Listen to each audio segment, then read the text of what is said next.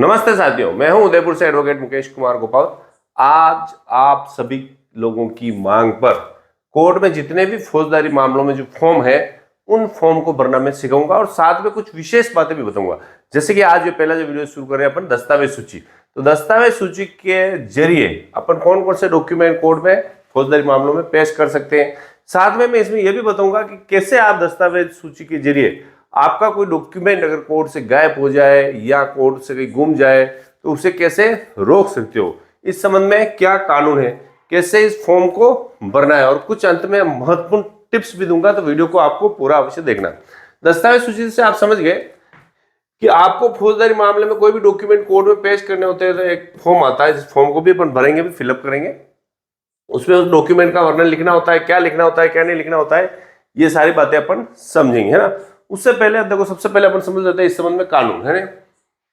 तो भारतीय नागरिक सुरक्षा संहिता की धारा 330, है ना, जहां अभियोजन या अभियुक्त द्वारा किसी न्यायालय के समक्ष कोई दस्तावेज फाइल किया जाता है, वहां ऐसे प्रत्येक दस्तावेज की विशिष्ट एक सूची में सम्मिलित किया जाएगा। यानी यह कानून ये कहता है कि भले तो एपीपी साहब करे, यानी सरकार की तरफ से, अभियोजन की तरफ से या अभियुक्त की तरफ से कोई भी दस्तावेज पेश किया जाएगा तो एक फॉर्म के रूप में पेश किया जाएगा। आगे वाली धारा से अपने अभी कोई मतलब नहीं। दस्तावेज सूची ऐसे प्रारूप में होगी जो राज्य सरकार द्वारा नियमों के द्वारा उपबंधित हो। यानी कि ये दस्तावेज सूची का फॉर्म कैसे होगा, इसको बनाने का कौन तय करेगा? राज्य सरकार तय करेगी। हो सकता है अलग अलग राज्यों में 19-20 हो, इसलिए अपना घबराना नहीं, पर मेन थीम वही है, वही न्यायालय का नाम, वही कोर्ट का नाम, वही अनुमान, कौन से डॉक्यूमेंट पेश करे, डॉक्यूमेंट पे क्या दिनांक है, सारा कुछ वही होता है ना।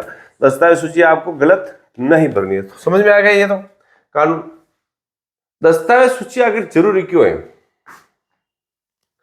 कि न्यायालय में परिवादी या अभियुक्त को यह पता रहे कि क्या क्या दस्तावेज पेश किए गए और दस्तावेज गुम नहीं हो, इसलिए यह दस्तावेज सूची पेश की जाती है। देखो बेसिक जो थीम है, फॉर्म अभी मैं आगे निकाल के बताऊंगा। यहां पर तो कोर्ट का नाम आता है, यहां पर अनुमान आता है, सरकार बनाम मोहन, या मुकदमा नंबर या अपराध धारा हो गया, फिर यह डॉक्यूमेंट आता है। तो यहां पर लिखना होता है जैसे कोई डॉक्यूमेंट, असल चेक, बैंक का नाम और चेक नंबर, और यहां लिखना होता है असल, है ना, चेक की। फिर यहाँ होता है दिनांक, कौन सी दिनांक का वो चेक है ना, ये मूल रूप से भरना होता है। दूसरा डॉक्यूमेंट जैसे रिटर्न मेमो, असल दिनांक, या कौन सी दिनांक का ही देना है ना, फिर आगे एडी रसीद असल, तो ये सारा असल असल शब्द लिखा है आपने। आपको फिर क्या करना है, जो सावधानी वाली जो बात बता रहा हूं मैं, जैसे आपने इस दस्तावेज सूची के साथ 5 दस्तावेज पेश किए, तो जैसे आप पेश करो अगले दिन प्रतिलिपि का फॉर्म भर के इन 5 डॉक्यूमेंट की प्रमाणित कॉपी और इस फॉर्म की प्रमाणित कॉपी आपको लेनी है।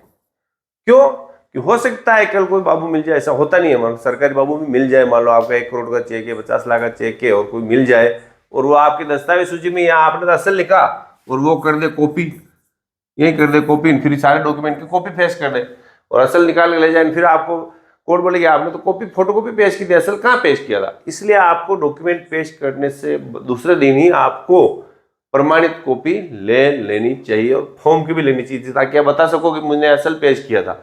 नहीं तो क्या होगा, वो सामने वाला ऊपर वाला फॉर्म भी चेंज कर सकता है। जब आपके पास प्रमाणित कॉपी होगी तो बोलो साहब मैंने तो आपके कोर्ट से ही लिया था, ये प्रमाणित असल पेश किया था, डॉक्यूमेंट भी असल पेश किए थे, घूमेंगे नहीं। ऐसा 1% चांस रहता है, मगर कभी कभी ऐसा हो सकता है, या कभी कभी आपके डॉक्यूमेंट अंदर से गुम भी गए।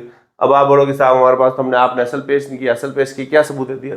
आपका जो प्रतिलिपि फॉर्म है, ये दस्तावेज सूची पेश करने का, वही आपको बताएगा कि आपके असल पेश किया या नहीं पेश किया, है ना।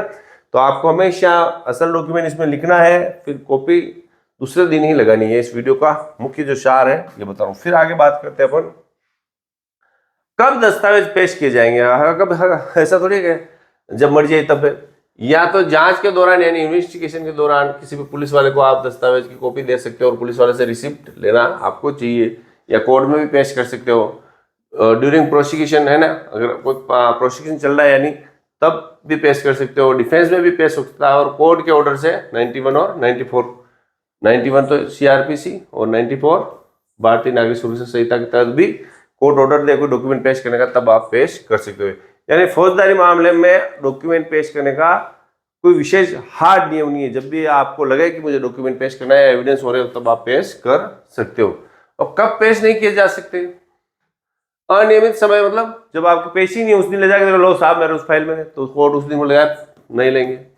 बिना प्रमाणन के फोटोकॉपी, यानी प्रमाणित कॉपी आपको पेश करनी है, ऐसे फोटोकॉपी पेश करो तो भी बोलेगा कि असल कहाँ, असल बताइए, तो न्यायालय असल देखेगा फिर ही पेश करेगा। या ऐसा कोई दस्तावेज जिसका मूल से कोई संबंध ही नहीं है, तो भी कोर्ट उनको नहीं लेंगे। ऐसे फालतू डॉक्यूमेंट अपने को पेश नहीं करने। फिर आपको ये देखना है कि मान लो सामने वाला वकील कोई डॉक्यूमेंट पेश करा है, तो आपको जो दस्तावेज सूची हो ना, उस दस्तावेज सूची को पढ़ना पूरा, तो उन्होंने कितने 20 डॉक्यूमेंट लिखे टोटल, तो आपको 20 ही मिले या नहीं मिले, आप ध्यान रखना हमेशा। ऐसा नहीं कि सामने वाला रिसीव कराया, ले लिया, साइन करके आ गया ना, आपको बॉस को दिया, बॉस बोलेंगे क्या यार तू पूरा डॉक्यूमेंट लाई नहीं, और सामने वाले ने 10 डॉक्यूमेंट पकड़ा दिए, बाकी 10 दिए नहीं, तो दस्तावेज सूची के अनुसार आपको मिलाना। यार मैं तो ये कहता हूँ कि सामने वाला जो डॉक्यूमेंट कोर्ट में पेश करे, उसके पेज गिन लो, उसने 20 पेज पेश किए, तो क्या आपको 20 मिले कि नहीं मिले? और हो सकता है आपको डबल कॉपी एक जैसी दे दी, पेज गिने तो वही कोई दोबारा दिए, तो आप दस्तावेज सूची से मिलान भी कर लेंगे सारे डॉक्यूमेंट आपको वो मिले नहीं मिले। सामने वाला जब आपको डॉक्यूमेंट पेश करता है तो आपको उसकी कॉपी रिसीव कराता है, तब आपको ये बात ध्यान रखनी है, दस्तावेज सूची से उसका मिलान करना है। फिर दस्तावेज सूची की कॉपी भी ले लेना आप, सामने वाला पेश करा तो भी, ताकि पता चले उसने कौन सा डॉक्यूमेंट पेश किया। ऐसा नहीं बाद में उसमें एक बड़ा देवे, सामने तो उसी समय पेश कर दिया था, तो ऐसा अगर गड़बड़ होती है, बड़े बड़े वकील ज्यादा करते हैं, तो आपको उसमें ध्यान रखना चाहिए। और जो सूची है उसमें दस्तावेज का वर्णन साफ साफ आपको लिखना है। यानी कि इस वीडियो में ये कहना चाहता हूं आपको कि मान लो कोई डॉक्यूमेंट सामने वाले वकील साहब ने पेश किया है, और सामने वाले वकील साहब ने 20 डॉक्यूमेंट पेश किए, और फिर उनका मर्जी हो गई कि एक डॉक्यूमेंट 21 और पेश कर दिया, लास्ट में लिख दिया बाबू से मिल गए, तो आपको दस्तावेज की कॉपी जिस दिन उन्होंने डॉक्यूमेंट पेश किया उसी दिन निकाल लेनी है ना, ताकि फिर आप बोलोगे देखो उस दिन तो आपके 20 ही थे, अब 21वां कहाँ से आ गया, और वकील साहब फौजदारी में फंस जाएंगे, है ना। ये होगी दस्तावेज सूची की जानकारी। अब दस्तावेज सूची को आपको दिखा भी देते हैं, आपको दस्तावेज सूची से मिला देते हैं। देखो कई सारे फॉर्म है, इन फॉर्म आपको कैसे प्राप्त करना है ये भी बताऊंगा मैं आपको, ताकि आपको फॉर्म सारे उपलब्ध हो सके। जब ये इसलिए इस बार मैंने क्या किया कि जैसे 20 वीडियो बनेंगे टोटल, तो मैं फॉर्म आपको पहले ही उपलब्ध करा देता हूँ, ताकि क्या आप जिस दिन आपकी जो डॉक्यूमेंट है उस डॉक्यूमेंट को आप साथ साथ में फॉर्म देखते भी जाए और पढ़ते भी जाए। यानी कि जो डॉक्यूमेंट, जैसे डॉक्यूमेंट चल रहा है तो जो सारे फॉर्म आपको पहले उपलब्ध हो जाए, ऐसी व्यवस्था अपन करेंगे। तो ये क्या हो गया, या तो कोर्ट का नाम आएगा, देखो यहाँ कोर्ट का नाम आएगा, ये जैसे ACJM VBN, इस जिस दिन डॉक्यूमेंट पेश करे हो दिनांक लिखिए, जैसे मान लो आज पेश करे हो तो 4/5/2025, है ना। ये आ गया, ये दंड प्रक्रिया अधिनियम 294, ये CRPC के तहत शक्तियों के तहत राज्य सरकार ने फॉर्म बनाया, इसलिए है, अपने इससे कोई लड़ना नहीं है ना। फिर यह न्यायालय का नाम, जो भी न्यायालय है ACJM, ठीक है, न्याय स्थान हो गया, सरकार बनाम जो भी अनुमान हो गया, धारा कौन सा है, फिर उसको मुकदमा नंबर ये लिखना है, और FIR नंबर है तो FIR नंबर यहाँ लिखने हैं, फिर कौन सी दिनांक आप पेश करो, कौन से थाने के संबंधित मामला, कौन से जिले का मामला लिखना। फिर यहाँ का देखो सबसे बड़ा महत्वपूर्ण मामला यहाँ का दस्तावेज का वर्णन। तो ये जो दस्तावेज का वर्णन आ रहा है मान लो यहाँ, तो ये आपको असल शब्द लिखना है।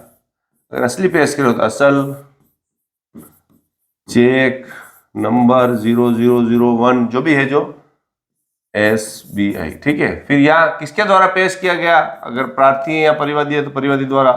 दस्तावेज पे तारीख कोई है, जैसे 1/5/2022। फिर स्वीकार किया गया नहीं है, छोड़ देना।